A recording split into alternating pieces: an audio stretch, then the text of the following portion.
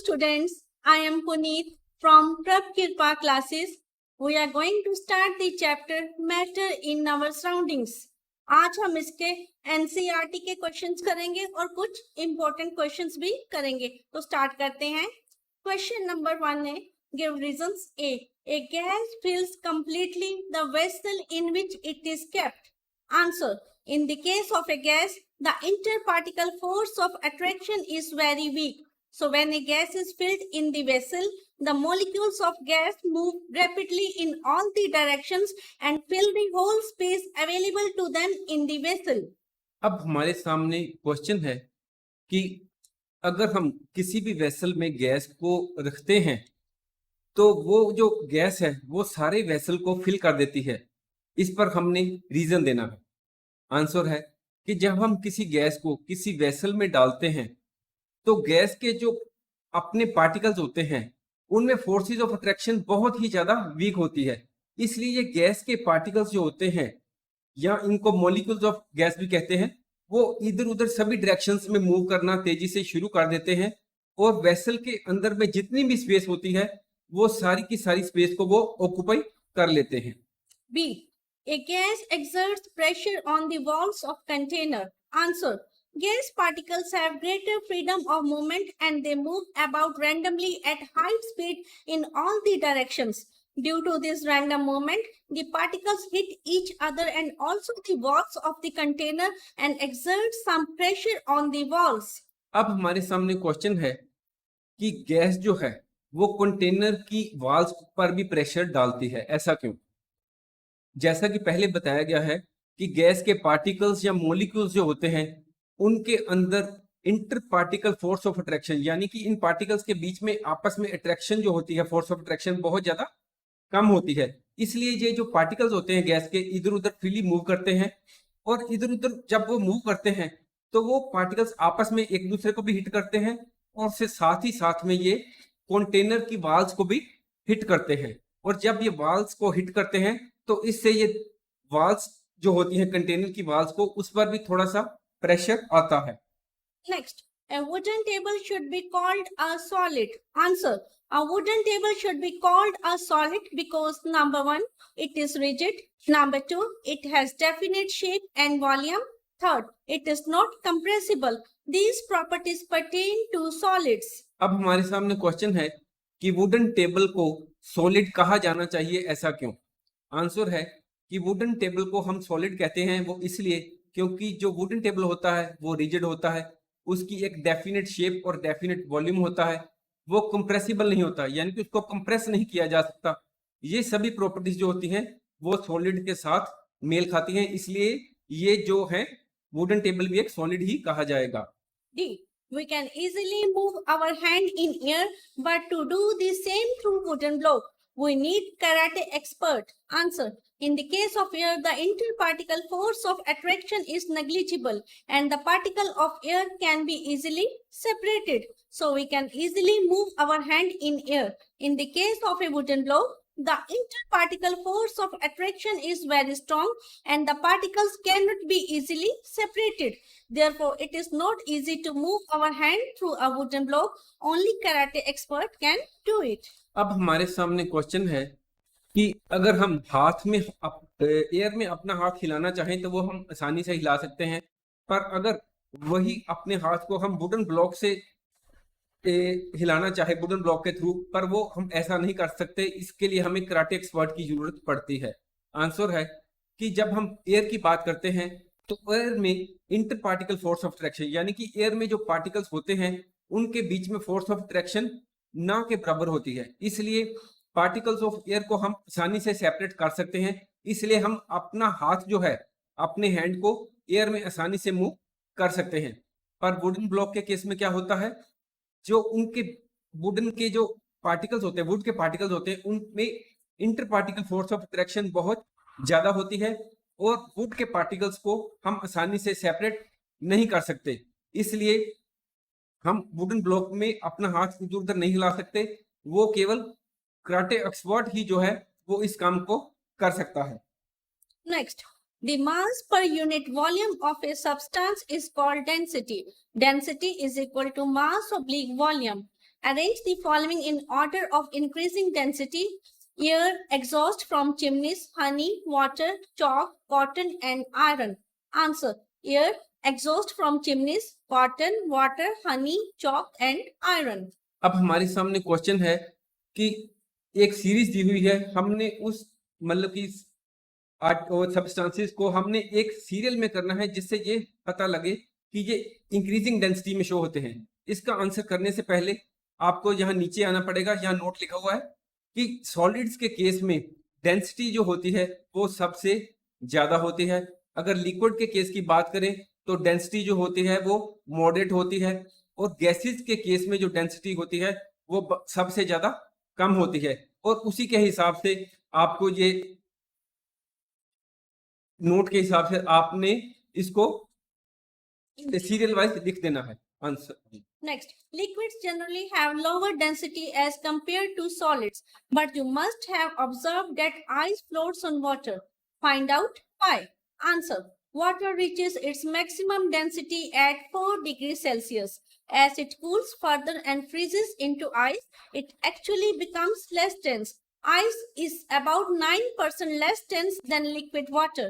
The water being more dense will push the ice to the top, due to which the ice floats on water.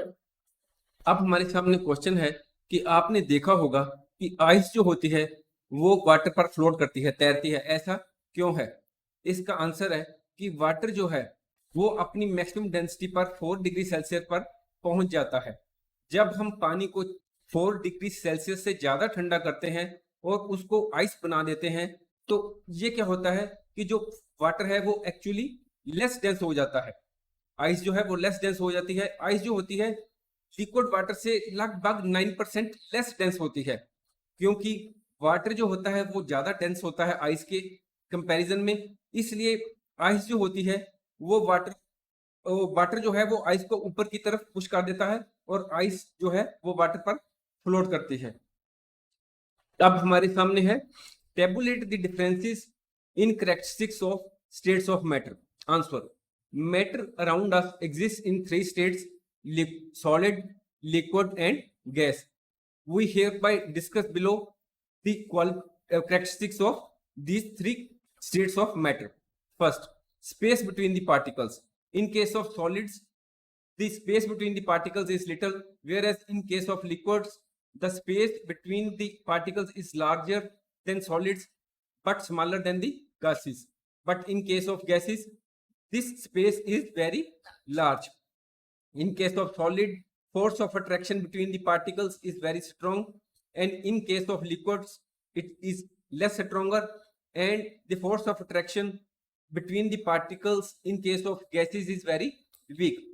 Whereas solids are concerned, its shape is definite, liquids have indefinite shape, and gases have indefinite shape. If we talk about volume, solids have definite volume, liquids also have definite volume, but gases do not have definite volume. If we talk about kinetic energy of particles, solids have minimum kinetic energy, liquids have higher kinetic energy of particles as compared to solids, and this kinetic energy of particles is maximum in the case of gases.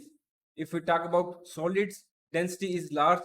In case of liquids, density is moderate, that is less than solids, whereas the density is lowest in the case of gases. If we talk about solids, ability to flow is no.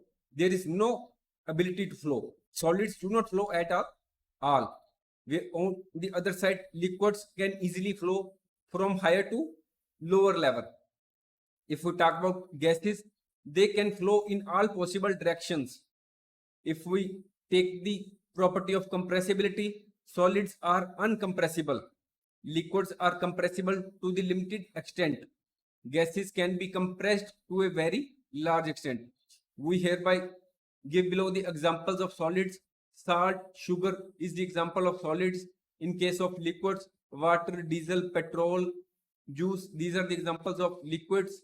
If we talk about gases, air and smoke is the example of gases.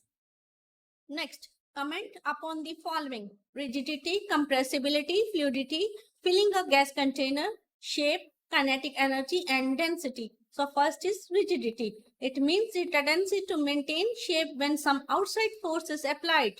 In the case of solids, interparticle space is small and interparticle force of attraction is strong. So solids possess high rigidity. Rigidity also means the inability of a material to be bent or be forced out of shape. Compressibility. It means the tendency to decrease volume when some outside force is applied. As the interparticle space in gases is very large, so a gas can be easily compressed by applying pressure. अगर हम rigidity की बात करें, अगर हम solids में देखें तो वहां पर इंटरपार्टिकल स्पेस जो होती है बहुत ज्यादा कम होती है और उनमें इंटरपार्टिकल फोर्स ऑफ अट्रैक्शन यानी कि पार्टिकल्स के बीच में अपनी आप अट्रैक्शन जो होती है वो बहुत ज्यादा स्ट्रॉन्ग होती है। इसलिए जो सॉलिड्स होते हैं वो अपनी शेप को मेंटेन रखते हैं, उनमें हाई रिजिडिटी होती है। अगर हम उन पर फोर्स अप्लाई करते हैं या उनको बेंड करने की कोशिश करते हैं तो हम उसमें सफल नहीं हो पाते। अगर हम बात करें कंप्रेसिबिलिटी की, इसका मतलब होता है कि हम जब किसी ऑब्जेक्ट पर आउटसाइड फोर्स को अप्लाई करते हैं तो वो कितने चांसेस हैं कि वो अपना वॉल्यूम कम कर देगा, वो उसका झुकाव किस तरफ होगा। अगर हम गैसेस की बात करें तो वो उनमें इंटरपार्टिकल स्पेस जो होता है वो बहुत ज्यादा लार्ज होता है, इसलिए हम इन गैसेस को जो है प्रेशर को अप्लाई करके इजीली कंप्रेस कर सकते हैं। Next, fluidity. It means the tendency to flow. In the case of gases, interparticle space is large and interparticle force of attraction is weak. So the gases have high fluidity. Liquids also have tendency to flow. In the case of liquids, interparticle space is comparatively smaller and interparticle force of attraction is relatively stronger than gases. So fluidity of liquids is lower than that of gases. Fluidity का means होता है कि flow करने की तरफ झुकाव होना। अगर हम गैसेस की बात करें तो गैसेस के पार्टिकल्स जो होते हैं उनके बीच में स्पेस बहुत ज्यादा होती है, पर फोर्स ऑफ अट्रैक्शन जो होती है इंटर पार्टिकल जो होती है गैसेस में वो कम होती है। इसलिए गैसेस जो होती है वो उनमें हाई लिक्विडिटी होती है यानी कि हाई फ्लूइडिटी होती है। अगर हम लिक्विड्स की बात करें तो उनमें भी फ्लो करने की टेंडेंसी होती है। उनमें लिक्विड्स में जो होती है स्पेस जो होती है इंटरपार्टिकल स्पेस वो कंपैरेटिवली कम होती है और फोर्स ऑफ अट्रैक्शन भी जो होती है गैसेस के कंपैरिजन में वो ज्यादा होती है। जो फ्लूइड्स होते हैं उनमें फ्लूइडिटी की जो तरफ झुकाव होता है वो गैसेस के अपेक्षा में कम होता है। Next, filling a gas container. Particles of gas have high kinetic energy. The particles of gas have greater freedom of movement. Interparticle attraction is weak. So when a gas is filled in the container, the particles of gas can move apart easily and fill the whole space available to them.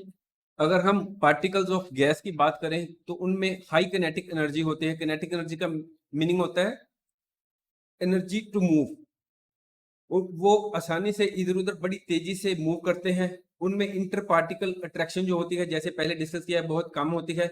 इसलिए जब हम किसी container में gas डालते हैं तो जो उसके पार्टिकल्स होते हैं गैस को वो इधर उधर काफी तेजी से मूव करते हैं और सारी स्पेस जो होती है वेसल की वो ऑक्यूपाई कर लेते हैं। Next, shape. Solids have definite shape. Liquids take the shape of the container but do not occupy necessarily all of it. Gases take the shape of the container and occupy the whole of the space available to them. अगर हम solids की बात करें तो उनकी एक definite shape होती है। For example table, chair, TV, fridge. अगर लिक्विड्स की बात करें, हम जिस कंटेनर में भी लिक्विड को डालते हैं तो जरूरी नहीं कि वो सारे का सारा उस कंटेनर को पूरा ऑक्यूपाई कर ले। हो सकता है कि जिस कंटेनर में आप किसी लिक्विड को डालते हैं उसकी कैपेसिटी 2 लीटर की हो और आपने उसमें सिर्फ लिक्विड 1 लीटर का डालें, ठीक है।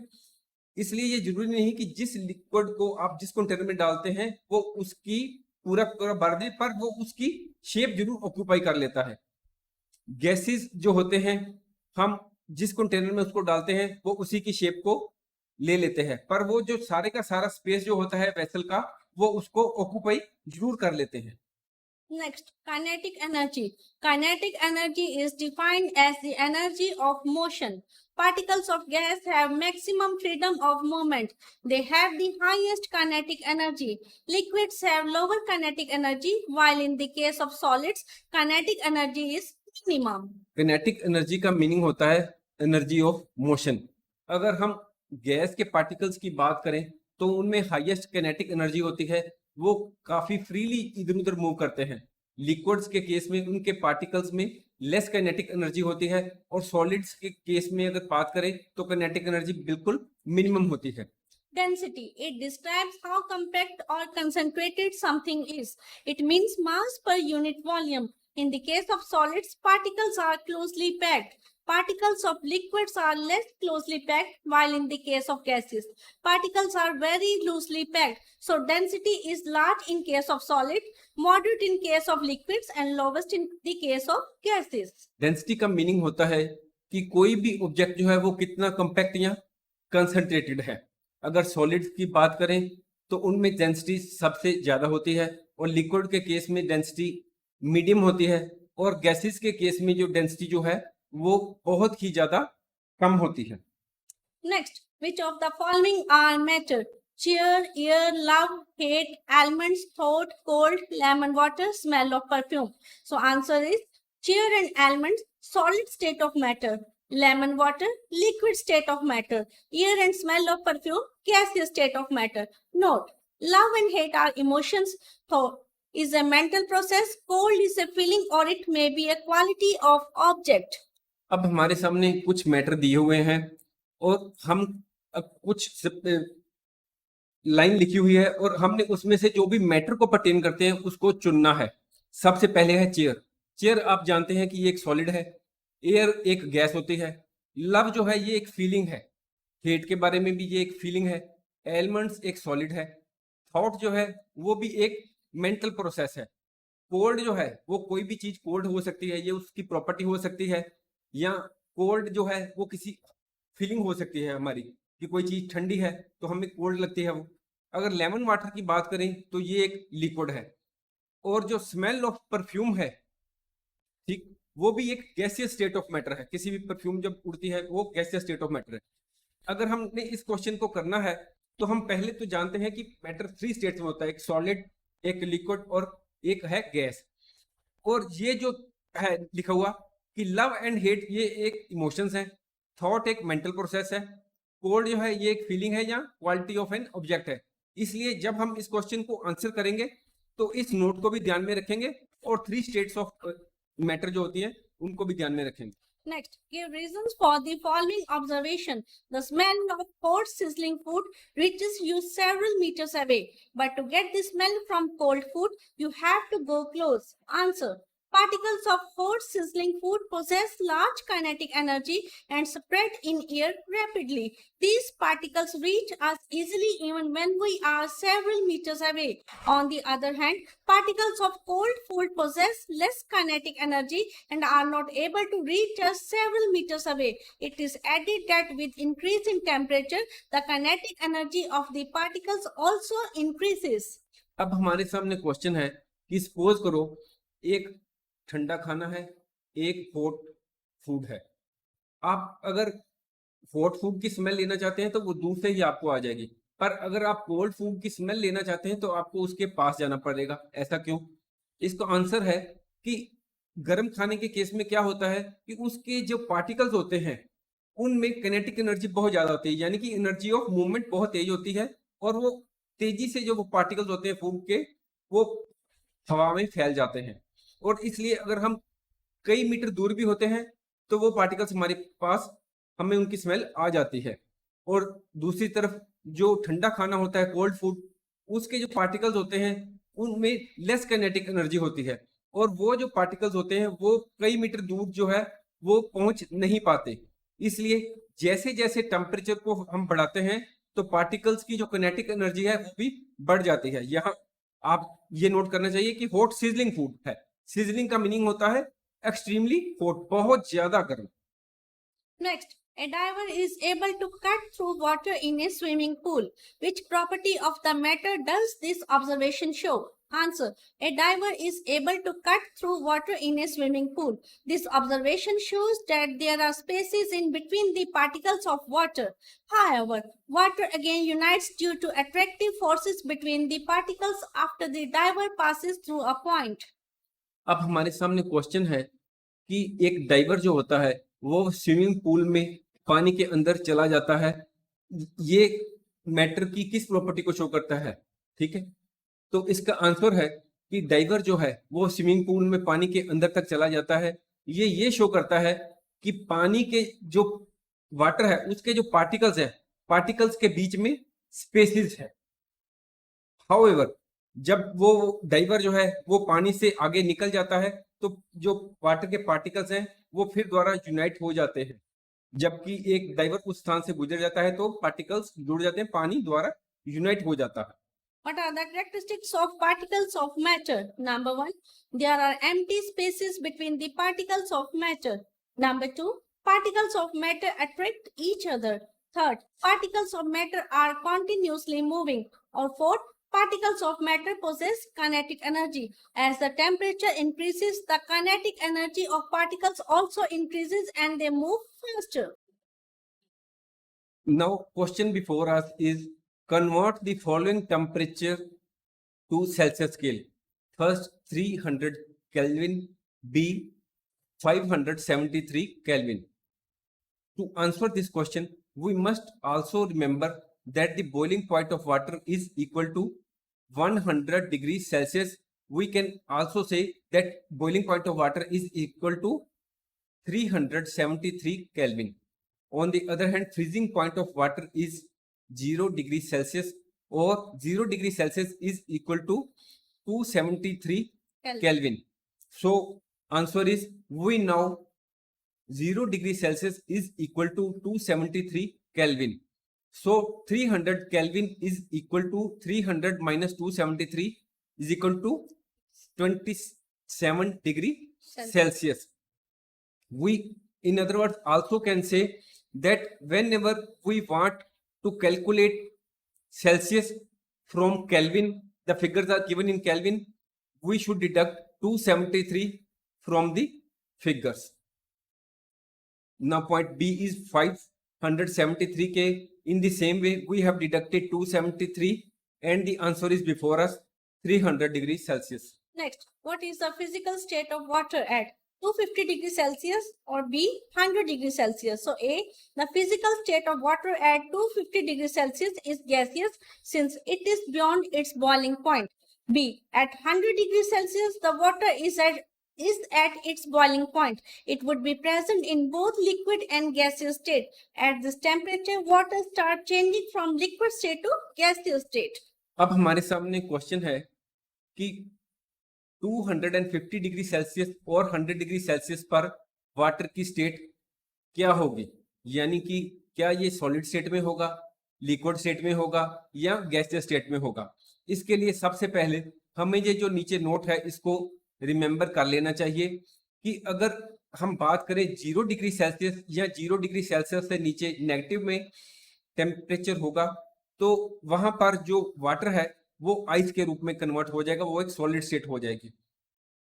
अगर हम 0 डिग्री से लेकर 100 डिग्री सेल्सियस की बात करें तो उसमें जो वाटर है वो लिक्विड स्टेट में होगा।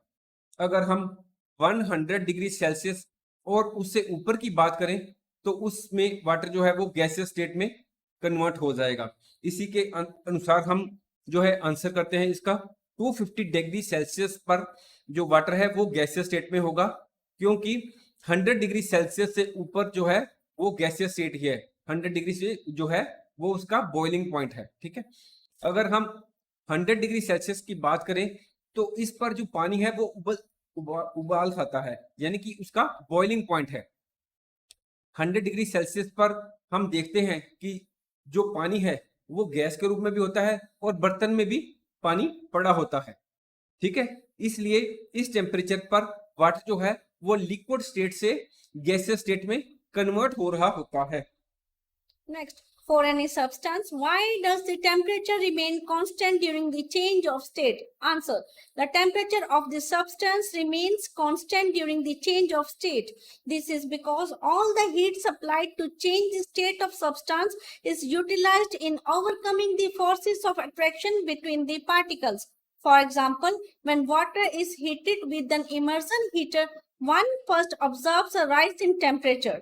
But during vaporization, the temperature does not increase any further. The temperature remains constant at 100 degrees Celsius in spite of the fact that heat is still being supplied by the immersion heater. अब हमारे सामने question है कि जब हम किसी भी substance की बात करें तो उसका टेम्परेचर जो है वो एक स्थान पर वो फिक्स ही क्यों रहता है, जबकि उसकी स्टेट जो है वो चेंज हो रही है। यानी कि अगर हम वाटर की बात करें, अगर वाटर की स्टेट को हम गैसियस स्टेट में कन्वर्ट कर रहे हैं तो उसकी टेम्परेचर जो है सब्सटेंस की वो कांस्टेंट ही क्यों रहती है। आंसर है कि आप सभी जानते हैं कि कोई भी मैटर है, जैसे लिक्विड की बात करें तो उसमें जो पार्टिकल्स हैं उनके बीच में कुछ ना कुछ फोर्स ऑफ अट्रैक्शन होती है। जब हम किसी भी मैटर की हम स्टेट चेंज करना चाहते हैं, यानी कि लिक्विड से सपोज करो गैस में कन्वर्ट करना चाहते हैं, तो हम उसको हीट सप्लाई करते हैं। पर जो उसको हीट सप्लाई करते हैं वो उसकी स्टेट को चेंज करने के लिए सप्लाई करते हैं, यानी कि लिक्विड को गैस में कन्वर्ट करने के लिए। पर वो जो सारी की सारी जो हीट है वो जो पार्टिकल्स के बीच में अट्रैक्शन थी ना उसको दूर करने में लग जाती है। इसलिए जो टेम्परेचर है वो कांस्टेंट ही रहता है और सारी की सारी हीट जो है वो फोर्स ऑफ अट्रैक्शन को होती है पार्टिकल्स के बीच में, उसको दूर करने में लग जाती है। यहाँ पर एक एग्जांपल दी हुई है कि एक बीकर में हमने इमर्जन रोड डाली है और बीच में वाटर डाला है, और जब जैसे जैसे हम लगातार उसको हीट सप्लाई करते जा रहे हैं, पर पानी का टेम्परेचर आप जो वहां पर आपके सामने में यहाँ पर इसमें देखेंगे मीटर लगा है, उसमें आप देखेंगे कि वो टेम्परेचर जो है वो 100 डिग्री सेल्सियस पर ही शो कर रहा है, चाहे हम लगातार हीट को सप्लाई कर रहे हैं। इसका कारण यही है कि पानी जो गर्म होकर गैसेस रूप में कन्वर्ट हो रहा है, पर वो जो वाटर के बीच में जो पार्टिकल्स है उनके बीच में जो फोर्स ऑफ अट्रैक्शन उनको दूर करने में ही वो सारी हीट लग रही है लगातार। Next, suggest a method to liquefy atmospheric gases. Answer. The atmospheric gases can be liquefied by applying pressure and reducing temperature. When a high pressure is applied to gas, it gets compressed, and when we also lower its temperature, it gets liquefied. Matter can be solid, liquid, or gas. Molecules are apart in gases. Distance between molecules is less in the case of liquid, and the molecules are very near to one another in case of solids. So if we want to convert gas into liquid, we will have to bring the molecules closer. For this purpose, we will have to increase pressure and decrease temperature. अब हमारे सामने question है कि atmospheric gases को liquefy करना है। Liquefy का मतलब लिक्विड रूप में कन्वर्ट करना है, तो हम वो कैसे कर सकते हैं? इसके लिए हमें गैसेस पर प्रेशर डालना होगा और टेम्परेचर को रिड्यूस करना होगा। जब हम गैसेस पर हाई प्रेशर डालते हैं तो गैसेस कंप्रेस होकर हो जाती हैं, यानी कि उनका वॉल्यूम कम हो जाता है, और जब हम उनको टेम्परेचर को लोअर करते हैं, कम करते हैं, तो इससे गैसेस जो होती हैं वो लिक्विड के रूप में कन्वर्ट हो जाती हैं। मैटर हम सभी जानते हैं कि वो लिक्विड के रूप में भी हो सकता है, या सॉलिड या गैस के रूप में हो सकता है। अगर गैसेस की बात करें तो जो वो मॉलिक्यूल्स होते हैं वो काफी दूर दूर होते हैं, ठीक है। और अगर हम लिक्विड्स की बात करें तो जो उसके मॉलिक्यूल्स होते हैं वो गैसेस के कंपैरिजन में कम दूर होते हैं, उनमें फोर्सेस ऑफ अट्रैक्शन थोड़ी सी ज्यादा होती है। अगर हम सॉलिड्स की बात करें तो उसके केस में जो मॉलिक्यूल्स होते हैं वो काफी काफी पास होते हैं, बहुत ज्यादा नजदीक नजदीक होते हैं। इसलिए अगर हमको गैसेस को लिक्विड के रूप में कन्वर्ट करना है तो हमें क्या करना पड़ेगा? उन पर प्रेशर डालना पड़ेगा और उसके साथ साथ टेम्परेचर को डिक्रीज भी करना पड़ेगा। Next, first question, why does a desert cooler cool better on a hot dry day? Answer. On a hot, dry day, the temperature of the atmosphere is high and humidity of air is low. Both these conditions increase the rate of evaporation of water which falls on the desert cooler pads. During evaporation, water takes up the latent heat from the air and the air inside the cooler becomes cool and is spread in the room with the help of the fan. In this way, the desert cooler causes more cooling on a hot, dry day due to more evaporation of water. अब हमारे सामने question है कि hot dry day है, यानी कि धूप खिली हुई है और मौसम बिल्कुल ड्राई है, और उस दिन जो है डेजर्ट कूलर जो है वो ज्यादा ठंडी महसूस करवाता है। वो ऐसा क्यों है? अगर हम किसी हॉट ड्राई डे की बात करें तो उसमें उस दिन टेम्परेचर जो है एटमॉस्फेयर का वो बहुत ज्यादा होता है और ह्यूमिडिटी ऑफ एयर बहुत ज्यादा लो होती है। ह्यूमिडिटी का मतलब होता है, मीनिंग होता है कि presence of water vapours in the air is very low. ये जो दोनों कंडीशन है, यानी कि टेम्परेचर का ज्यादा होना और ह्यूमिडिटी का लो होना, इससे जो वाटर की इवेपोरेशन की रेट है वो बढ़ जाती है। जैसे आप जानते हैं कि कूलर के आसपास जो है वो कूलर में पैड्स लगे होते हैं और उन पर पानी डाला जाता है, और क्योंकि टेम्परेचर बहुत ज्यादा है, ह्यूमिडिटी कम है, तो इवेपोरेशन जो है वो पानी की जो है वो ज्यादा होती है, और इस इवेपोरेशन के लिए वाटर जो है वो लेटेंट हीट जो है वो हवा से लेता है, और इससे जो कूलर के अंदर जो हवा है वो ठंडी हो जाती है, और वही हवा जो है कूलर के फैन के द्वारा रूम में स्प्रेड हो जाती है।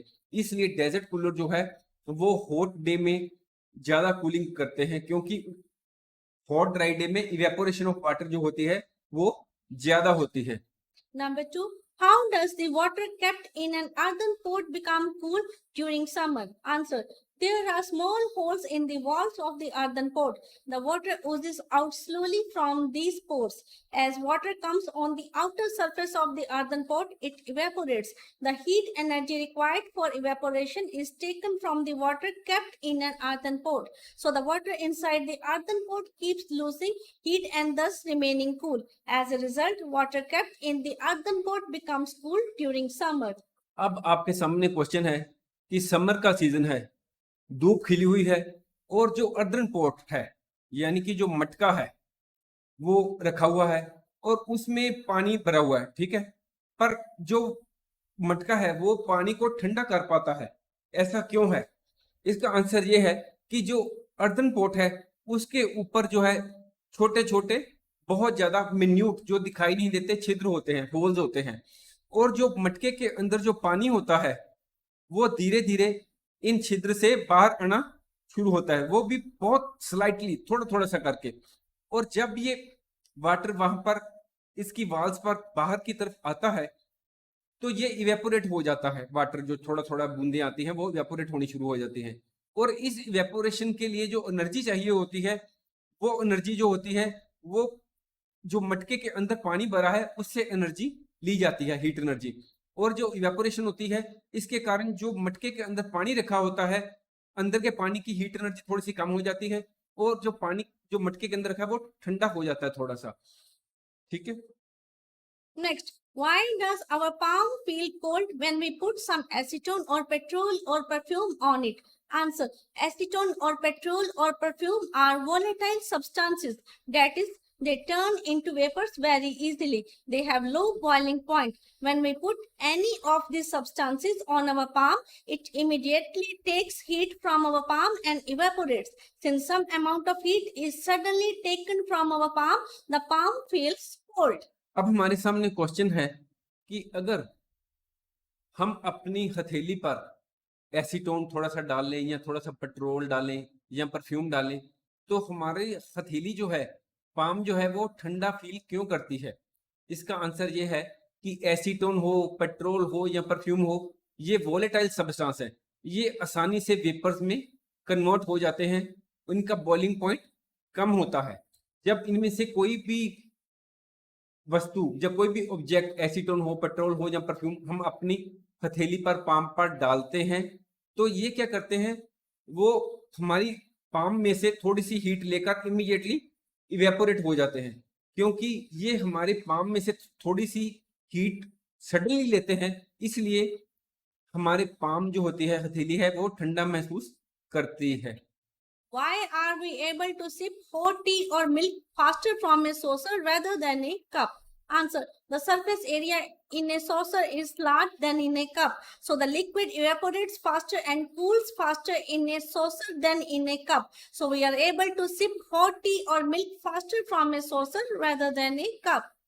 अब हमारे सामने क्वेश्चन है कि एक कर्व्ड प्लेट है, उसमें अगर हम चाय रखें या मिल्क रखें या दूसरी तरफ एक कप में रखें, तो किस में से हम आसानी से जल्दी से सिप करके गर्म चाय या गर्म दूध जल्दी से पी सकते हैं?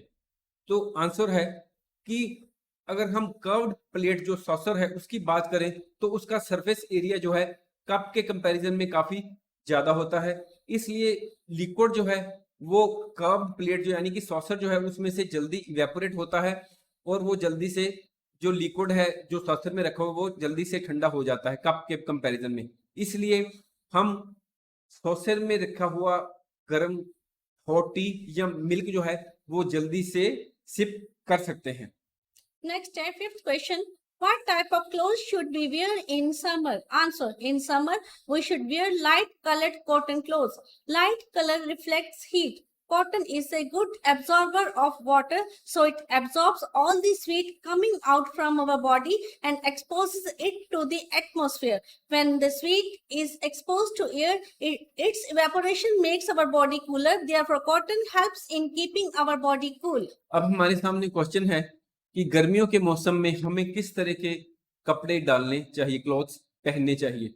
आंसर है कि गर्मियों के मौसम में हमें हल्के रंग के कॉटन के कपड़े पहनने चाहिए। लाइट कलर जो होता है वो हीट को रिफ्लेक्ट करता है, यानी कि वो हीट को अब्जॉर्ब नहीं करता।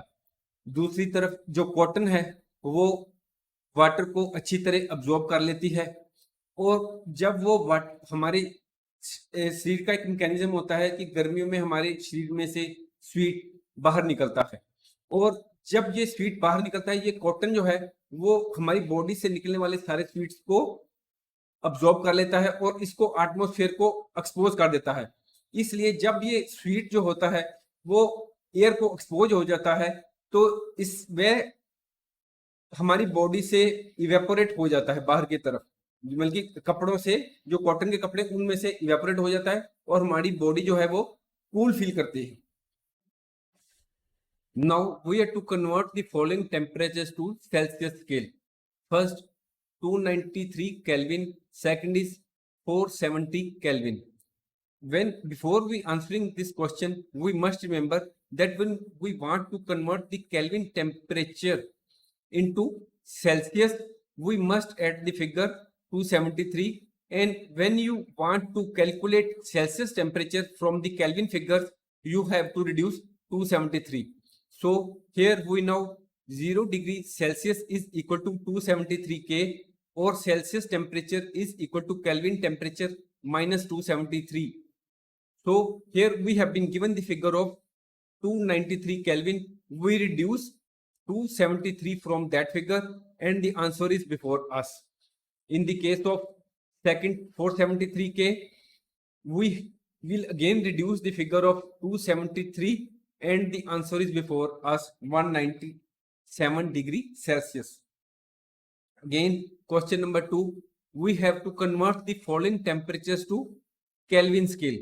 As already told in the previous slide, that when we want to calculate the temperature of Kelvin from the Celsius scale, we will have to use these figures. So we know 0 degree Celsius is equal to 273 K, or Kelvin temperature is equal to Celsius temperature plus 273. So 25 degree Celsius is equal to, we have here added 273. So the answer before us is 298 Kelvin. In the case of 373 degrees Celsius, we have added 273 and the answer before us is 646 Kelvin. Next, A. Naphthalene balls disappear with time without leaving any solid. Answer. Naphthalene balls are volatile substances. These balls undergo sublimation, that is, they directly change from solid to gaseous state without coming into the liquid state. So naphthalene balls disappear with time without leaving any solid. अब हमारे सामने question है कि नेपथलीन बाल्स जो हैं वो समय के साथ डिसअपेयर हो जाती हैं और वो कोई भी सॉलिड पीछे नहीं छोड़ती। आंसर है, आपको पता होगा कि नेपथलीन बाल्स व्हाइट रंग के होते हैं। ये आमतौर पर हर घर में नेपथलीन बाल्स यूज किए जाते हैं। लिजर्ड्स हो गए, इंसेक्ट्स हो गए, इनको ड्राइव अवे करने के लिए इनको घर में रखा जाता है। ये जो नेपथलीन बाल्स होते हैं ये वोलेटाइल सब्सटेंस होते हैं।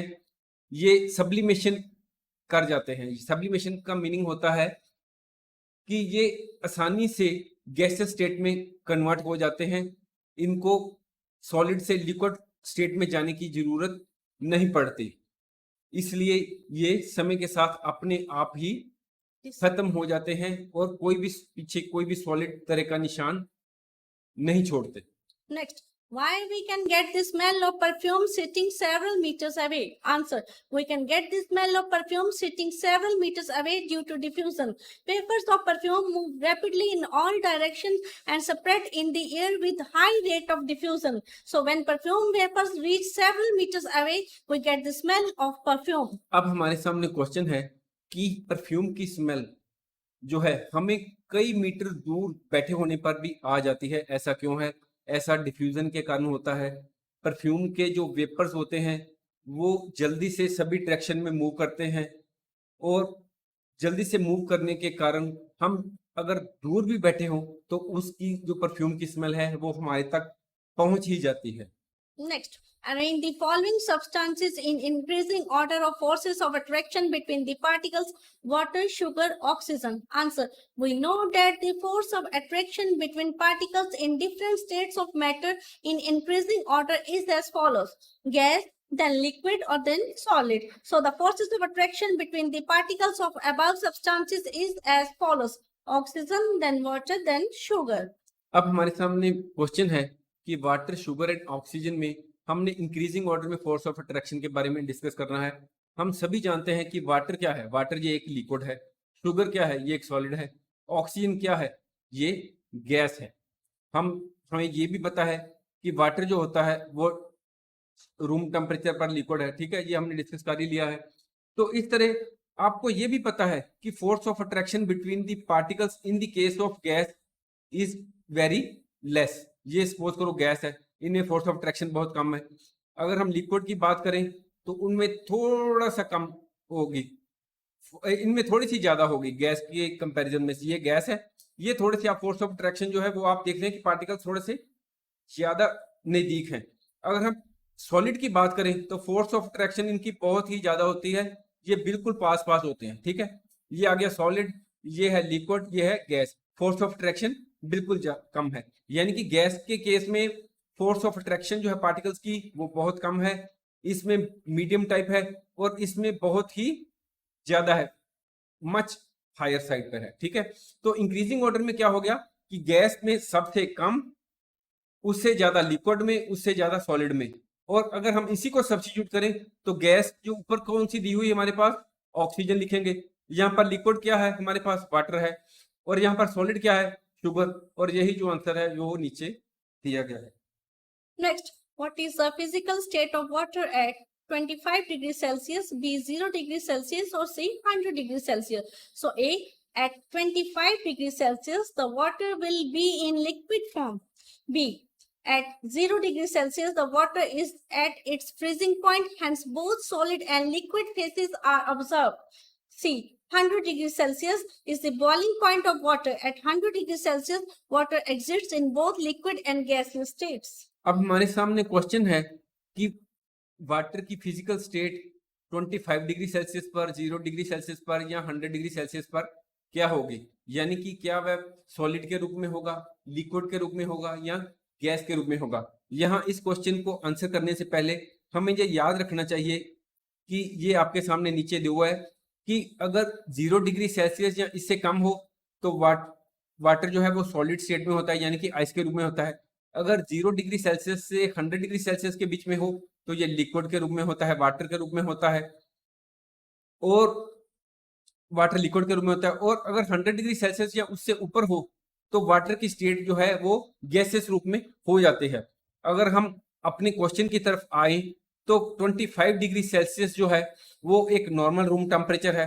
अगर रूम टेम्परेचर पर बात करें तो वाटर हमेशा हमें लिक्विड फॉर्म पर भी मिलता है। अगर 0 डिग्री सेल्सियस की बात करें तो 0 डिग्री सेल्सियस जो है ये पानी वाटर का फ्रीजिंग पॉइंट है। इस पॉइंट पर जो वाटर है वो फ्रीज होना शुरू हो जाता है। इस 0 डिग्री सेल्सियस पर जो वाटर है वो दोनों स्टेजेस पर एग्जिस्ट करता है। वो आइस के रूप में भी होता है, यानी कि सॉलिड रूप में भी होता है, और वो लिक्विड के रूप में भी एग्जिस्ट करता है। अगर हम 100 डिग्री सेल्सियस की बात करें तो ये वाटर का बॉइलिंग पॉइंट है। जैसे कि हम जानते हैं कि अगर हम किचन में मदर को देखे काम कर रहे हो और बर्तन में पानी रखा हो और वो बॉईल हो रहा हो तो आप देखेंगे कि जो वाटर है वो गैसियस स्टेट में उड़ रहा होता है, यानी कि इवेपोरेट हो रहा होता है, और साथ में बर्तन में भी पानी होता है, यानी कि वो उस समय लिक्विड स्टेट में भी होता है और साथ साथ Gaseous. गैसियस स्टेट में भी होता है। Next, give two reasons to justify A. Water at room temperature is a liquid. At room temperature, water is in the liquid state because its freezing point is 0 degrees Celsius. Boiling point is 100 degrees Celsius and room temperature is always between 0 degrees Celsius and 100 degrees Celsius. Room temperature is generally taken as 25 degrees Celsius. At room temperature, water has a definite volume but not a definite shape. It takes the shape of the container in which it is kept. It flows at room temperature. It is not rigid at room temperature. अब हमारे सामने question है कि room temperature पर water जो है वो liquid के रूप में होता है, ऐसा क्यों है? इसका आंसर देने से पहले हमें ये याद रखना चाहिए कि 0 डिग्री सेल्सियस या इससे कम हो तो वाटर सॉलिड के रूप में एग्जिस्ट करता है। अगर 0 डिग्री से 100 डिग्री सेल्सियस की बात करें तो वाटर जो है वो लिक्विड रूप में एग्जिस्ट करता है। और 100 डिग्री सेल्सियस या इससे ऊपर की बात करें तो उस टेम्परेचर पर वाटर जो है वो गैस के रूप में एग्जिस्ट करता है। अगर हम रूम टेम्परेचर की बात करें तो रूम टेम्परेचर नॉर्मली हम 25 डिग्री सेल्सियस के रूप में ही लेते हैं। रूम टेम्परेचर पर अगर हम बात करें तो वाटर लिक्विड स्टेट में ऐसा क्यों होता है? हम सभी जानते हैं कि 0 डिग्री सेल्सियस जो है वो वाटर का फ्रीजिंग पॉइंट है, 100 डिग्री सेल्सियस जो है वो इसका बॉइलिंग पॉइंट है, और जो रूम टेम्परेचर जो होता है वो 0 डिग्री सेल्सियस और 100 डिग्री सेल्सियस के बीच में ही होता है, यानी कि फ्रीजिंग पॉइंट और बॉइलिंग पॉइंट के बीच में ही रूम टेम्परेचर होता है। यानी कि उस स्टेज में ना तो वाटर फ्रीज होता है और ना ही जो वाटर है वो बॉइल हो, ना ही वो पूरा बॉइल हुआ होता है, यानी कि वो गैसियस स्टेट में भी नहीं होता, बीच में स्टेज होती है। इसलिए जो वाटर है उस स्टेज पर वो लिक्विड के रूप में होता है। और अगर हम रूम टेम्परेचर की बात करें तो उसमें वाटर जो है उसका डेफिनेट वॉल्यूम होता है पर उसका डेफिनेट शेप नहीं होता, क्योंकि अगर हम वाटर को किसी ग्लास में रखेंगे तो उसकी शेप ले लेता है।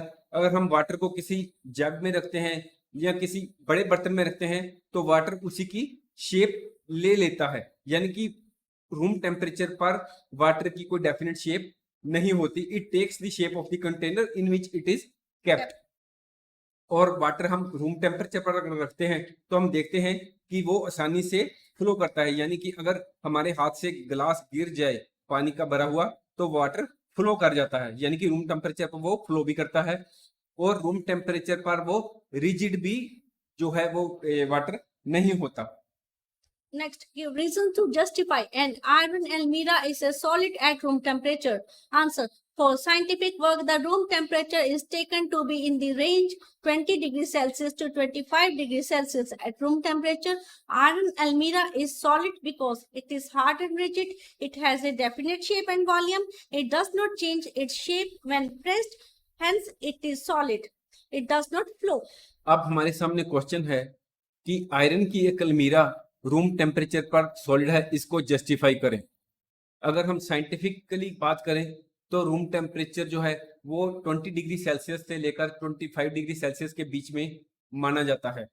अगर हम रूम टेम्परेचर की बात करें तो आयरन अलमीरा को हम सॉलिड के रूप में क्यों काउंट करते हैं, क्योंकि रूम टेम्परेचर पर आयरन अलमीरा जो होती है वो हार्ड होती है, रिजिड होती है, उसकी एक डेफिनेट शेप होती है, उसका डेफिनेट वॉल्यूम होता है। अगर आप घर में रखी किसी भी अलमीरा की, आयरन की अलमीरा की बात करें, तो उसको प्रेस करके देखें, ना तो उसकी शेप चेंज होगी और ना ही उसका वॉल्यूम चेंज होगा, ठीक है। और वो जो है वो फ्लो भी नहीं करती, जैसे वाटर जो है वो फ्लो कर जाता है, इस तरह अलमीरा जो है वो फ्लो नहीं करती। रूम टेम्परेचर के बारे में एक और बात लिखी हुई कि रूम टेम्परेचर किसे कहते हैं। रूम टेम्परेचर वो टेम्परेचर होता है जिसमें कि most of the people feel comfortable, जब वो घर में कैजुअली घर में रह रहे होते हैं। Next, question number 7. Why is ice at 273 Kelvin more effective in cooling than water at the same temperature? Answer. Cooling occurs when the substance being cooled transfers some of its heat to the substance during the cooling. Though ice and water at 273 Kelvin share the same temperature, the water actually contains far more heat energy than the ice. The ice with less heat energy can extract more heat from the coolie than the water can. So ice at 273 Kelvin is more effective in cooling than water at the same temperature. अब हमारे सामने question है कि अगर हम ice लें और दूसरी तरफ वाटर लें और दोनों का टेम्परेचर जो है वो 273 केल्विन हो, यानी कि 0 डिग्री सेल्सियस पर हम दोनों को लेते हैं, तो जो आइस है वो जो है वो ज्यादा कूलिंग कर पाती है बजाय कि वाटर एट दी, यानी कि अगर हम ठंडा पानी लेते हैं 0 डिग्री सेल्सियस पर और दूसरी तरफ आइस लेते हैं 0 डिग्री सेल्सियस पर, तो आइस जो है वो ज्यादा कूलिंग करती है, चाहे कि दोनों सेम टेम्परेचर पर है। ऐसा क्यों होता है? आंसर है कि कूलिंग कब होती है, कोई चीज ठंडी कब होती है, जबकि एक सब्सटेंस जिसको कि हमने ठंडा करना होता है वो अपनी हीट जो है वो दूसरे को पास ऑन करता है। यानी कि सपोज करो ये एक सब्सटेंस है, ये थोड़ा सा इसका टेम्परेचर है, सपोज करो इसका 2 है, और हम इसको ठंडा कर रहे हैं, ये दूसरे का टेम्परेचर सपोज करो 0 है, तो यहां से जो हीट है टेम्परेचर जो है वहां को ट्रांसफर होगा, ठीक है। इस केस में क्या है कि आइस और वाटर जो है, चाहे दोनों का टेम्परेचर सेम है, दोनों 0 डिग्री सेल्सियस पर हैं, पर वाटर में जो हीट एनर्जी है वो थोड़ी सी आइस की अपेक्षा में ज्यादा होती है।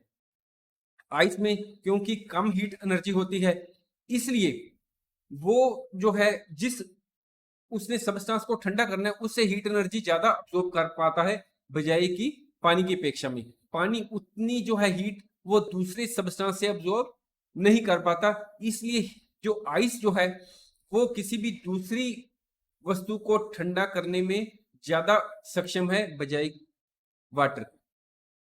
Next, what produces more severe burns, boiling water or steam? Answer. The temperature of both boiling water and steam is 100 degrees Celsius, but steam produces more severe burns than boiling water because steam has more heat energy than boiling water. Steam contains additional latent heat of vaporization. So when steam comes in contact with skin, it gives out 2257 kilojoules per kilogram more heat than boiling water at the same temperature, and in this way steam causes more severe burns. अब हमारे सामने question है कि अगर किसी पर boiling water पड़ जाए या स्टीम पड़ जाए तो दोनों केसेस में से किन में से ज्यादा बर्न्स होंगे?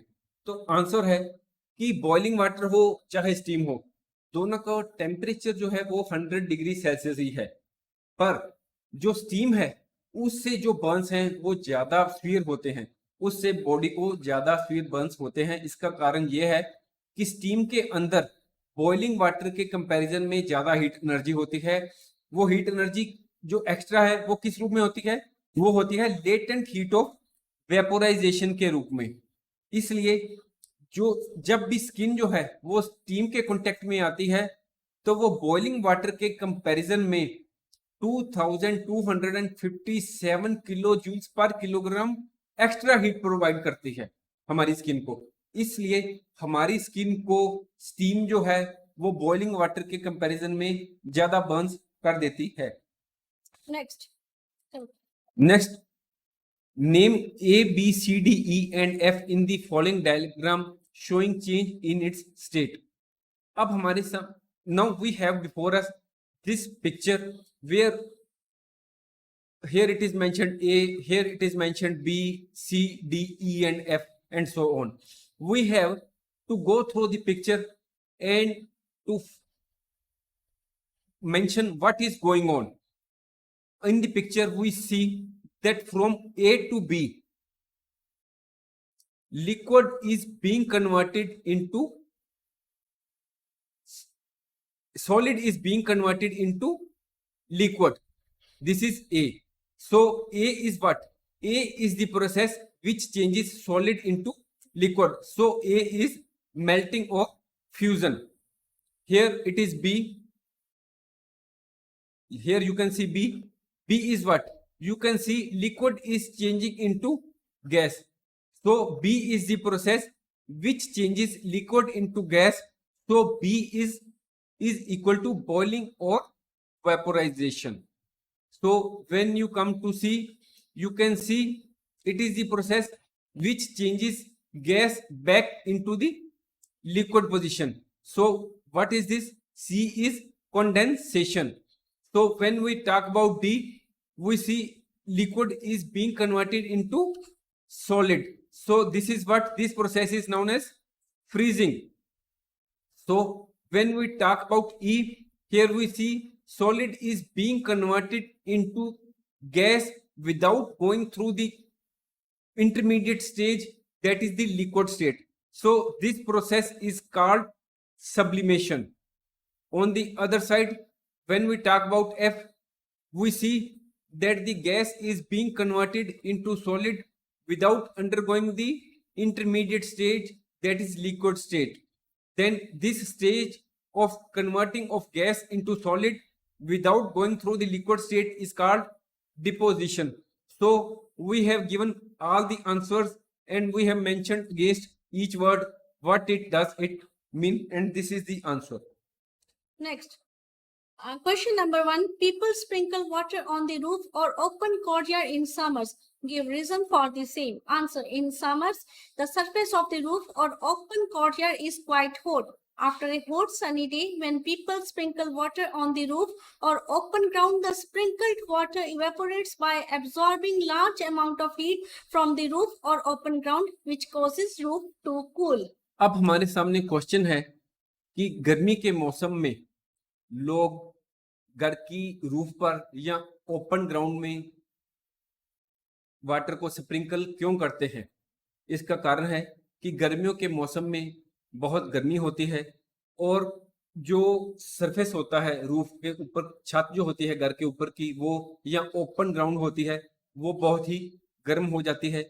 जब सारा दिन खत्म हो जाता है और शाम होती है तो उस समय लोग जो हैं वो अपनी घर की छत पर या ओपन ग्राउंड में पानी को स्प्रिंकल करते हैं।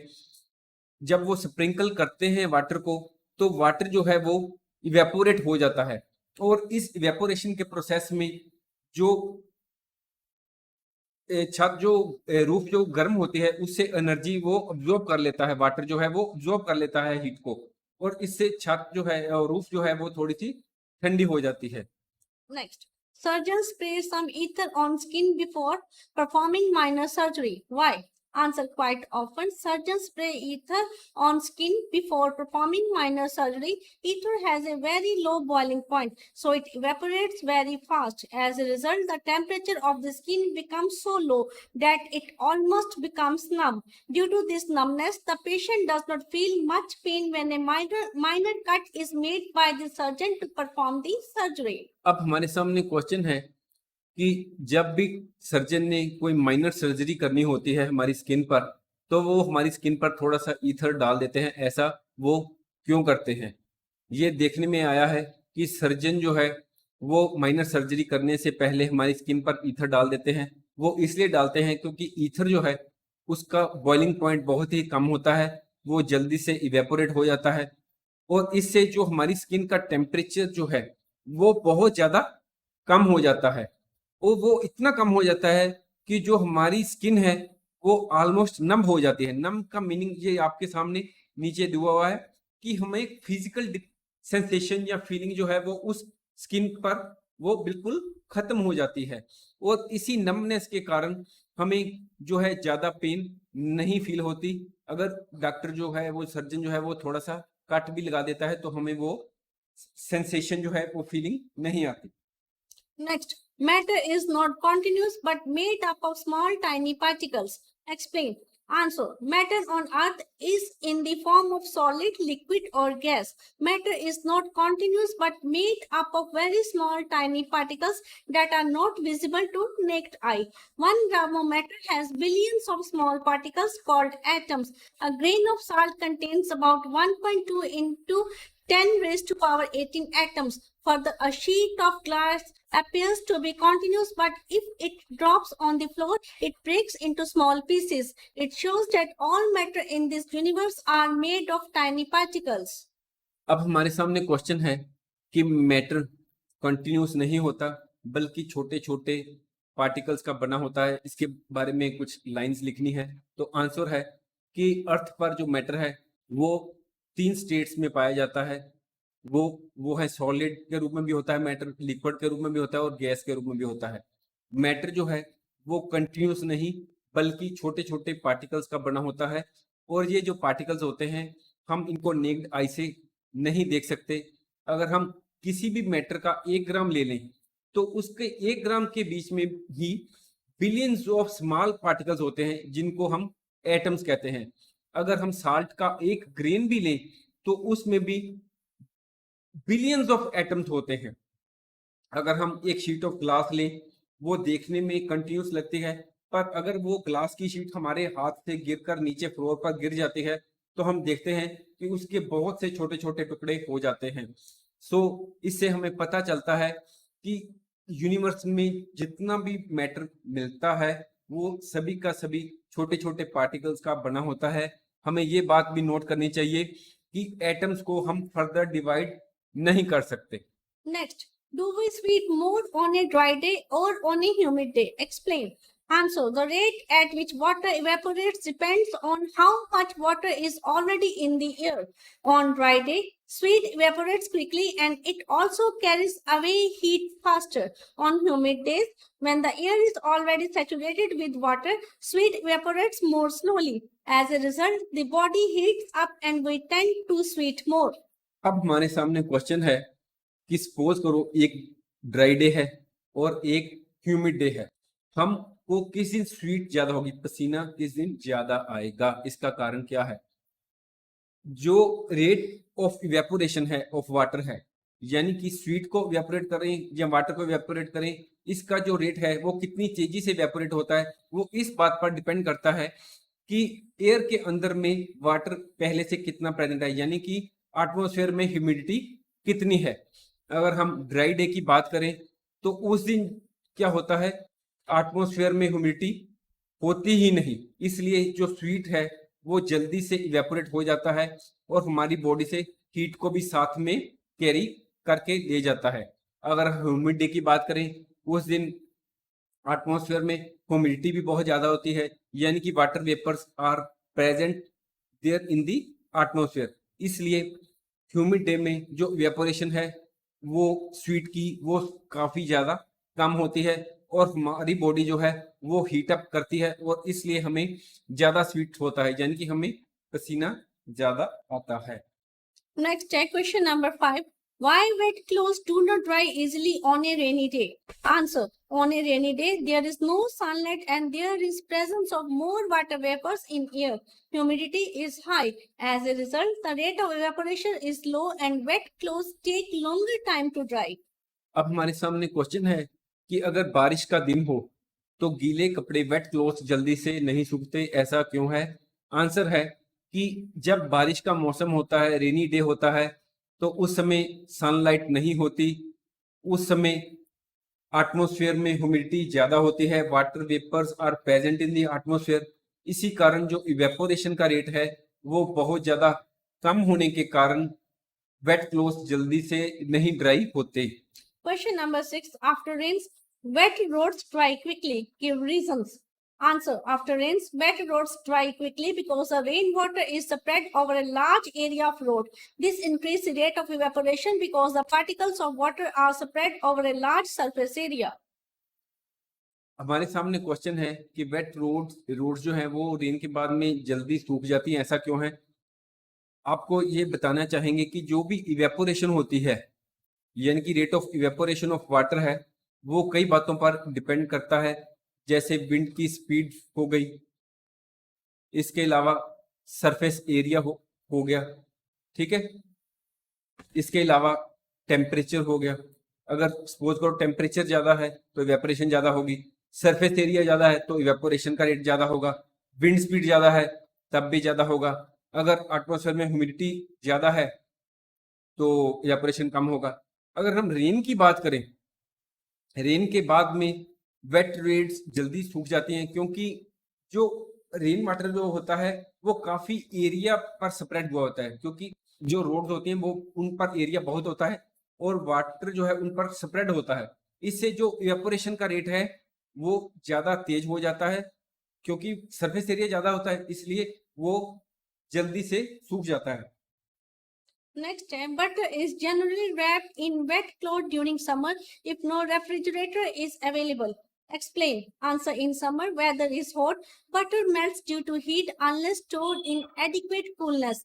If refrigerator is not available, butter is generally wrapped in wet cloth to provide required cooling. When the water from the wet cloth evaporates, the cooling caused by the evaporation keeps the temperature of the butter low, so the butter remains in its shape and does not melt. It also checks the development of foul smell in butter.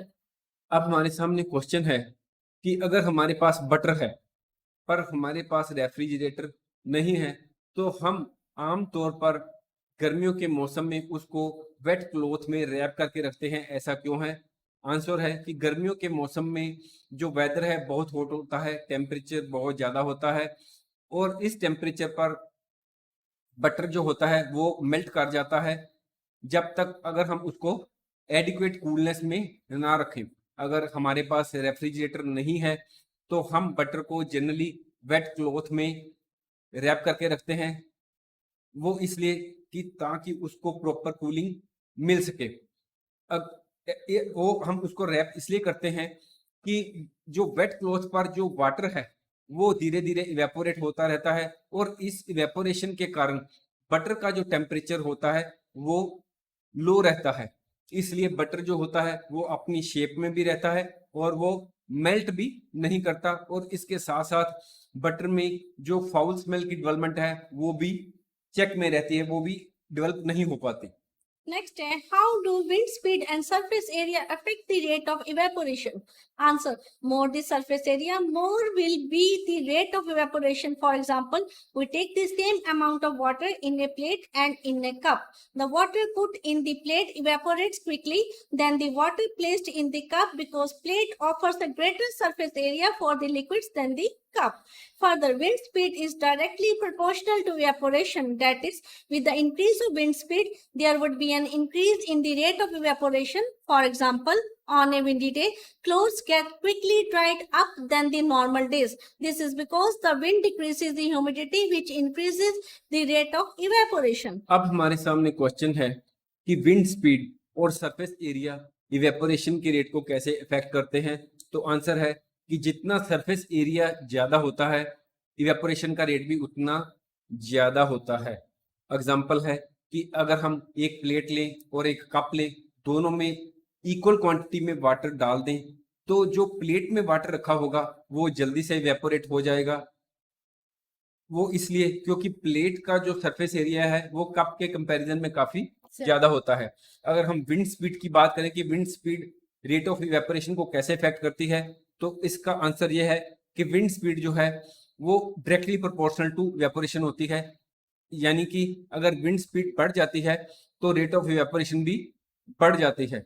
आपने देखा होगा कि अगर हवा तेज चलती होगी तो clothes जो है वो नॉर्मल दिनों की अपेक्षा में जल्दी सूख जाते हैं, वो इसलिए कि विंड जो है, जो तेज हवा है वो ह्यूमिडिटी को डिक्रीज कर देती है और इससे इवेपोरेशन का रेट बढ़ जाता है। पर यहाँ पर एक बात नोट करने वाली है कि सपोज करो विंड भी काफी तेजी से चल रही, wind speed is blowing at a high speed, but there is already a lot of humidity present in the atmosphere, then even though the wind is blowing at the fast speed, then there will be no evaporation at all. That is, it means that wind speed is only effective in increasing the rate of evaporation when there is no humidity in the when there is not much humidity present in the atmosphere. Next, write down an activity to show that air contains water vapors. Answer: take a steel glass, fill the glass with crushed ice, clean the outer surface of the glass thoroughly and place it undisturbed on a table. After about 10 minutes, we will observe that some water droplets appear on the outer surface of the glass. This shows the presence of water vapors in the air which have condensed on the cool outer surface of the glass in the form of water droplets. अब हमारे सामने question है कि हमने एक activity करनी है जिससे हमें ये पता लग सके कि एयर में वाटर वेपर्स होते हैं। इसका आंसर है कि एक हम स्टील का ग्लास लेते हैं, उसमें थोड़ी सी क्रश्ड आइस डालते हैं और जो ग्लास का आउटर सरफेस है उसको अच्छी तरह से हम साफ कर देते हैं और कुछ समय टेबल पर अनडिस्टर्ब छोड़ देते हैं। 10 मिनट के बाद हम देखते हैं कि ग्लास के आउटर सरफेस पर छोटे छोटे वाटर ड्रॉपलेट्स अपीयर हो जाते हैं। इसका मीनिंग ये है कि एयर में वाटर वेपर्स होते हैं जो कि ग्लास के outer surface cooler outer surface में टच होने के कारण कंडेंस होकर वाटर ड्रॉपलेट्स का रूप धारण कर गए हैं। Next question है, why doctor advised to put strips of wet cloth on the forehead of a person having high fever?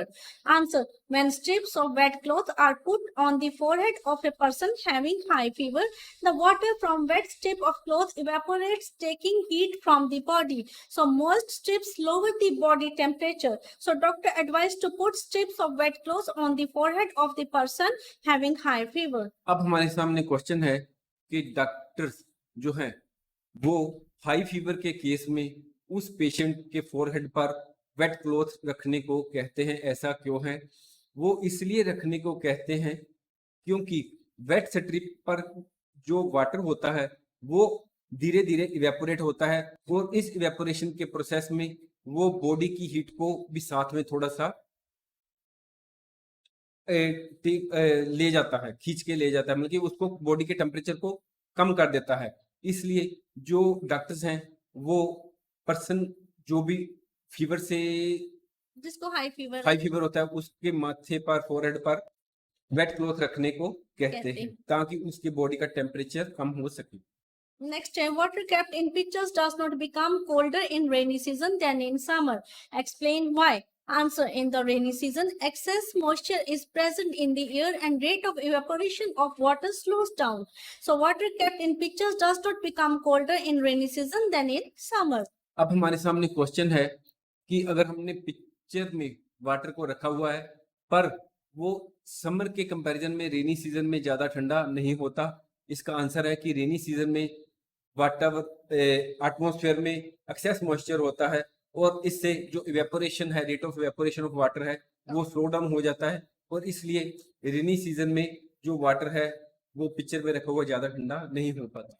Next, clothes dry fast in summer than in winters. Why? In summer, the rate of evaporation is high. In winter, temperature is low and therefore evaporation of water is slow. So the clothes dry fast in summer than in winters. अब हमारे सामने question है कि गर्मी के मौसम में clothes जो हैं वो जल्दी सूख जाते हैं बजाय कि इस विंटर्स के। इसका आंसर है कि गर्मियों के मौसम में टेम्परेचर हाई होता है इसलिए जो रेट ऑफ इवेपोरेशन है वो भी हाई होता है। अगर हम विंटर की बात करें तो विंटर में टेम्परेचर लो होने के कारण इवेपोरेशन ऑफ वाटर का रेट है वो भी स्लो होता है, इसलिए गर्मियों में जो कपड़े हैं वो जल्दी सूख जाते हैं। Next, define melting point. Answer. The melting point of a substance is the temperature at which it changes state from solid to liquid. The melting point of ice is 0 degrees Celsius or 273 Kelvin. Next is define boiling point. The boiling point of a substance is the temperature at which the substance boils or enters a state of rapid evaporation. The boiling point of water is 100 degrees Celsius or 373 Kelvin. Next is define sublimation. Answer. Sublimation is a chemical process by which a solid converts into gas without passing through the liquid state. Examples of substances undergoing sublimation are dry ice, naphthalene balls, camphor, etc. Next, define evaporation. Answer. Evaporation is the process by which a liquid turns into vapor. Rate of evaporation depends on many factors such as temperature, surface area exposed to atmosphere, humidity, and wind speed. For example, if we boil water, the quantity of water decreases after some time because water in the utensil gets evaporated due to heat of flame. Further, if we put wet clothes on the terrace, they get dried up as water in clothes gets evaporated due to the hot rays of the sun. अब हमारे सामने question है कि evaporation किसे कहते हैं। Evaporation एक process है जिससे कि लिक्विड जो है वो वेपर में कन्वर्ट हो जाता है। ये जो इवेपोरेशन का रेट है ये कई बातों पर, कई फैक्टर्स पर डिपेंड करता है, जैसे टेम्परेचर पर, सरफेस एरिया पर, ह्यूमिडिटी पर और विंड स्पीड पर। जैसे कि अगर टेम्परेचर ज़्यादा होगा तो इवेपोरेशन ज़्यादा होगी, सरफेस एरिया जो है वो ज़्यादा होगा तो इवेपोरेशन ज़्यादा होगी, अगर ह्यूमिडिटी ज़्यादा है तो इवेपोरेशन कम होगी, अगर विंड स्पीड इंक्रीज है तो इवेपोरेशन भी ज़्यादा होगी। अब हम इसकी एग्जांपल्स भी लेते हैं कि अगर हम एक बर्तन में वाटर को बॉयल करते हैं, वाटर बॉयल होना शुरू हो जाता है, तो हम कुछ समय बाद देखते हैं कि जो वाटर का लेवल है वो थोड़ा सा डिक्रीज हो जाता है। ऐसा क्यों होता है? क्योंकि जो बर्तन हमने वाटर रखा हुआ था वो इवेपोरेट हो गया है, क्योंकि नीचे से फ्लेम जो थी उसके कारण, हीटिंग के कारण वाटर थोड़ा सा इवेपोरेट हो गया है और इससे quantity of water put in this utensil has decreased. दूसरी तरफ अगर हमने क्लोथ्स जो है वो टेरेस पर डाले हुए हैं तो सूर्य की रोशनी में ये जो कपड़े हैं वो उनमें से पानी जो है वो इवेपोरेट हो जाता है और वो कपड़े जो हैं, क्लोथ जो हैं वो सूख जाते हैं, वो इवेपोरेशन के कारण सूख जाते हैं। Next, what is dry ice? Answer. Dry ice is a solid form of carbon dioxide.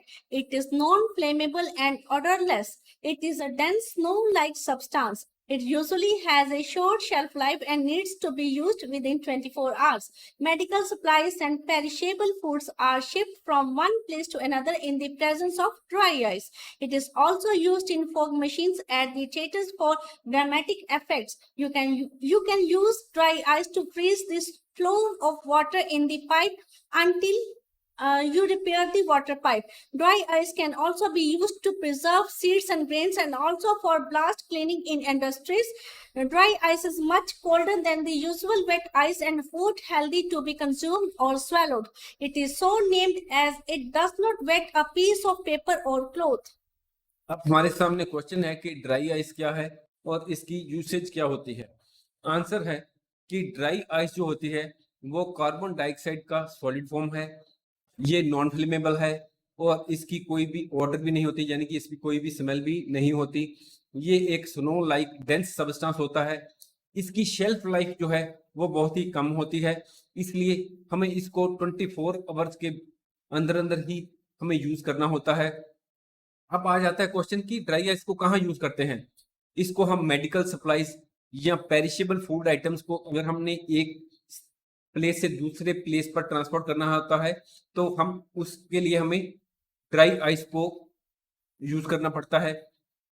अगर हम फॉग मशीन्स की बात करें तो उसमें भी ड्राई आइस यूज होती है। ये आपको नीचे दिखाया गया है कि एक बर्थडे पार्टी है, उसमें भी ड्राई आइस को यूज किया गया है। छोटे से बर्तन में थोड़ा सा पानी डालकर उसमें थोड़ी सी ड्राई आइस डाल देते हैं और उससे फॉगी एटमॉस्फेयर क्रिएट हो जाता है।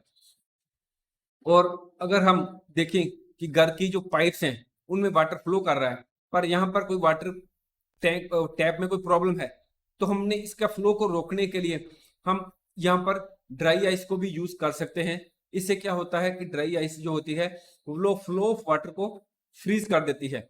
अगर हम सीड्स या ग्रेन को प्रिजर्व करना चाहते हैं तो उसमें भी हम ड्राई आइस को यूज कर सकते हैं। अगर इंडस्ट्रीज की बात करें तो वहां पर भी ड्राई आइस का यूसेज होता है। अगर उन्होंने ऑयल या पेंट जो होता है कुछ बच गया होता है उसको साफ करना हो, क्लीन करना हो, तो उसके लिए वो ब्लास्ट क्लीनिंग एक प्रोसेस है, उसमें यूज होती है ड्राई आइस। ड्राई आइस जो है ये यूजुअल आइस के कंपैरिजन में काफी ज्यादा जो होती है वो कोल्डर होती है, पर इस आइस को हमने कंज्यूम नहीं करना होता। ये it is not fit for consumption of humans. Dry ice को ड्राई आइस इसलिए कहते हैं क्योंकि अगर हम इसको किसी पेपर पर या क्लॉथ पर रख दें तो ये उस पेपर या क्लॉथ को वेट नहीं करती, यानी कि ये ड्राई होती है और इसको वेट नहीं करता। अब हमारे सामने now we have before us what will be the state of water at 108 degree Celsius, 275 kelvin और 370 kelvin. For this, you must remember that when you want to calculate the Kelvin from Celsius, you have to add 273, or if you want to calculate Celsius from Kelvin, you have to reduce 273 from the figures.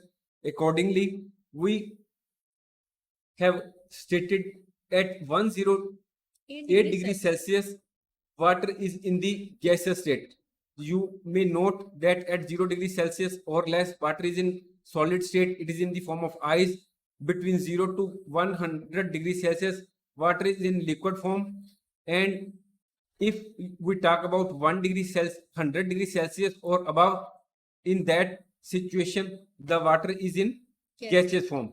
At 108 degrees Celsius, you can see here that the water will be in its gaseous form.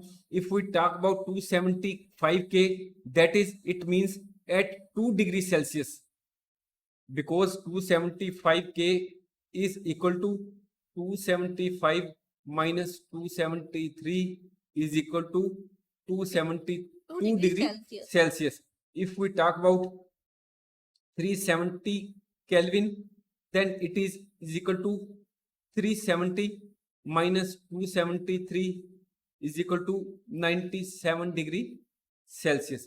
So here the water is also in the at 97 degree Celsius. You can say the water is in liquid state because its boiling point is 100 degree Celsius. Next question is, sugar when kept in jar of different shapes adopts the shape of the jar, yet we call it solid. Answer: sugar is a solid. Each grain of sugar is a little solid object with a definite shape of its own. When we keep the sugar in jar, the shape of the sugar crystals remain unchanged. Sugar as a whole adopts the shape of the jar. अब हमारे सामने question है कि sugar जो है अगर हम इसको किसी भी जार में डालते हैं तो वह उसकी शेप ले लेता है, पर फिर भी हम इसको सॉलिड ही कहते हैं। ऐसा क्यों है? जैसा कि आप जानते हैं कि शुगर के जो पार्टिकल्स होते हैं वो छोटे छोटे व्हाइट कलर के होते हैं। अगर हम इसको किसी भी बर्तन में डाल देते हैं तो ये उसी की शेप ले लेते हैं। पर यहाँ पर आपको ये बात ध्यान देने वाली है कि ये जो इंडिविजुअल पीसेस हैं जो शुगर के, इनकी शेप चेंज नहीं होती।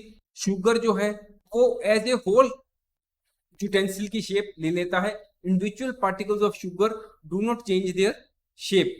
Next question is, how is heating of sugar different from heating of ammonium chloride? Answer: when we heat the sugar, it melts into liquid. Ammonium chloride appears to sublime upon heating but actually decomposes into ammonia and hydrogen chloride gas. When the gas is cool, they crystallize into their original state, solid ammonium chloride. अब हमारे सामने question है कि अगर हम sugar को heat करते हैं तो वो अमोनियम क्लोराइड को हीट करने से डिफरेंट क्यों है? आंसर है कि जब हम शुगर को हीट करते हैं तो वो मेल्ट करके एक लिक्विड के रूप में हो जाती है, पर अगर हम जब अमोनियम क्लोराइड को हीट करते हैं तो वो डीकम्पोज होकर अमोनिया और हाइड्रोजन क्लोराइड गैस के रूप में कन्वर्ट हो जाती है और इसका फार्मूला भी यहाँ दिया हुआ है। पर अगर हम दोबारा इन दोनों गैसेस को, अमोनिया और हाइड्रोजन क्लोराइड गैस को कूल करते हैं तो वो दोबारा ओरिजिनल स्टेट में आ जाते हैं, वो यानी कि sodium Ammonium. Solid ammonium chloride. Next, if we drop a crystal of copper sulfate in two beakers A and B containing cold and hot water respectively, in which beaker this solution will be faster and why? Answer: in both the beakers, the solutions will become blue. However, this solution of copper sulfate in beaker B will be faster because the particles of copper sulfate and water will intermix faster at the higher temperature. अब हम इस question को समझते हैं कि suppose करो दो beaker हैं, दोनों में हमने वाटर डाला हुआ है, एक में हमने हॉट वाटर डाल दिया,